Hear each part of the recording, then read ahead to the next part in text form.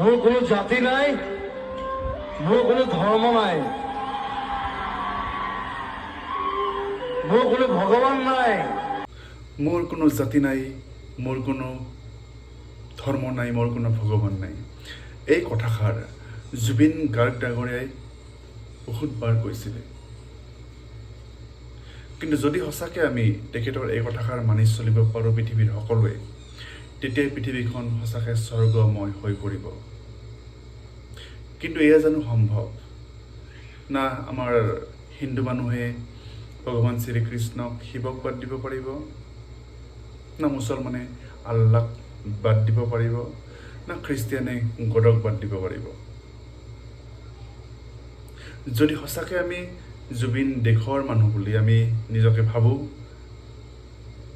বা আমি চিন্তা কৰোঁ জুবিন দেশৰ মানুহ বুলি, তেতিয়া আমি ধৰ্মক বাদ দি মানুহৰ কথা ভাবিব লাগিব, মানুহৰ বিষয়ে আমি চিন্তা কৰিব লাগিব। আৰু এয়া কৰিবলৈ হ'লে আমি নিজক চেঞ্জ কৰিব লাগিব। আমি ধৰ্মক বাদ দি আমি মানুহৰ বিষয়ে আগতে চিন্তা কৰিব লাগিব। তেতিয়াহে আমি জুবিন গাৰ্গৰ এই চিন্তাধাৰাক আমি সফল ৰূপ দিব পাৰিম।